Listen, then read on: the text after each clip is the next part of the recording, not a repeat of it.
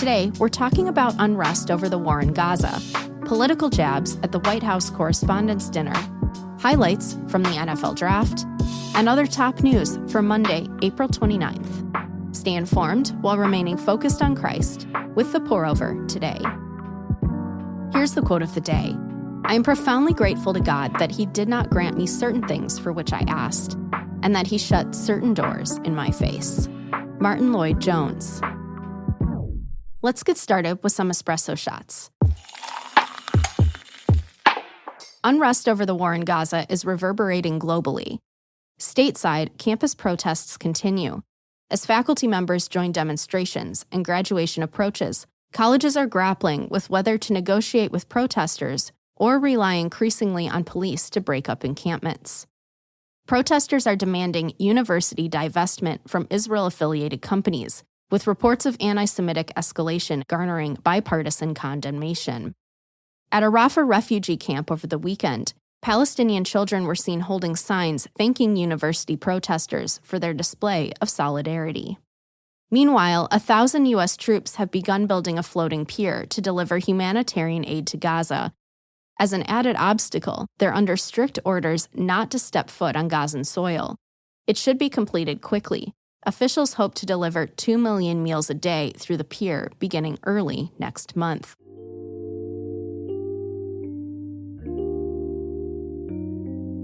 Be quick to point to God and give Him the credit for your hope, strength, and love during times of upheaval and unrest.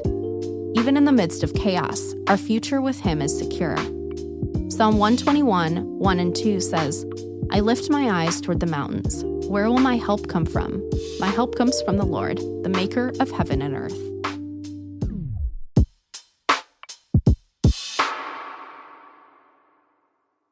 Journalists, politicians, and celebrities gathered to give 3 cheers for the free press on Saturday.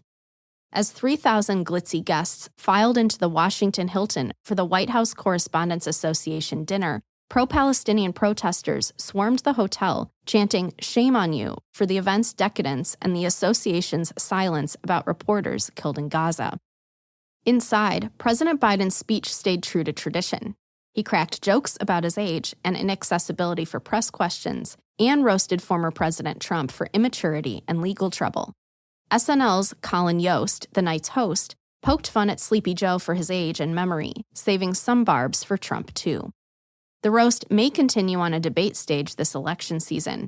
Biden said Friday that he'd be happy to debate Trump, who says he'll face Biden anywhere, anytime, anyplace.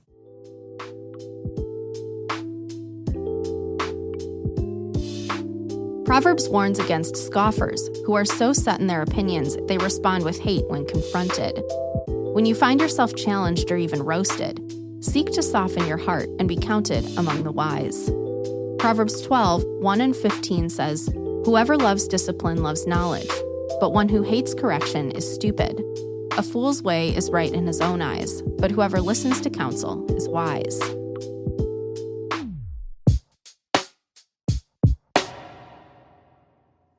It's the biggest sports party that doesn't include games. The 2024 NFL Draft brought a record 775,000 fans to Detroit, eclipsing peak attendance numbers set in Nashville in 2019. Green Bay is up next to host the 3-day event. The Chicago Bears were first on the clock, selecting USC Heisman-winning quarterback Caleb Williams. 6 quarterbacks were chosen in the first 12 picks, including Atlanta's shocking number 8 selection of Washington quarterback Michael Penix Jr.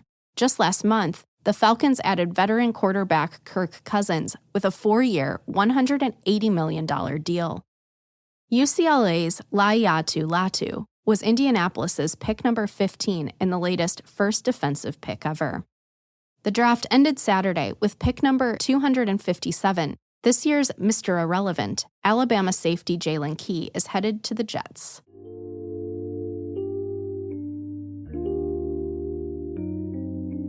Here's a verse to consider whether your team's draft score was an A+ or just a bust. But those who trust in the Lord will renew their strength. They will soar on wings like eagles. They will run and not become weary. They will walk and not faint. Isaiah 40, verse 31.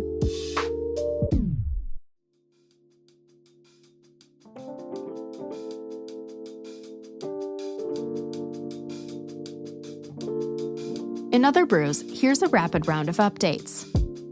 Americans are apparently listening to less Marvin Gaye. Last year, the U.S. welcomed 3.59 million babies, 76,000 fewer than in 2022, and the lowest number since 1979. Sociologists cite the pandemic, the rising cost of living, and more women pursuing education and careers before trying to start a family as reasons for the decline. King Charles III is returning to public duties. While he is not done with treatment for an undisclosed form of cancer, the King's doctors are very encouraged by the progress made so far and confident in his ability to resume external engagements. The biggest event on His Majesty's calendar is a state visit from Japan's Emperor Naruhito in June. RIP FYP?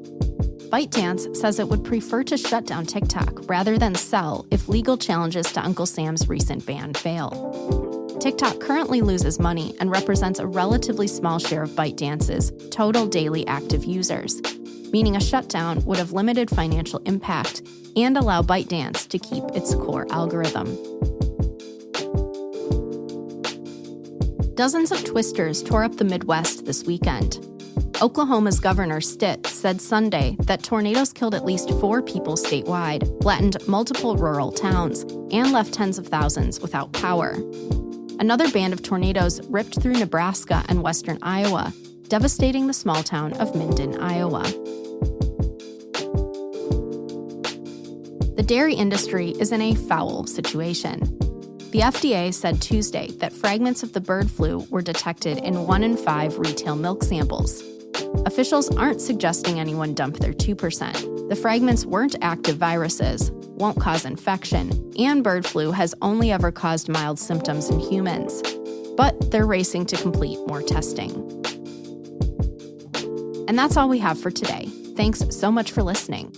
If you're listening on the Apple Podcasts app, give us a 5-star rating and drop a review. If you're listening on Spotify, give us a follow and hit the notification bell to never miss a new episode. We appreciate your support and hope you have a great day. We'll see you on Wednesday.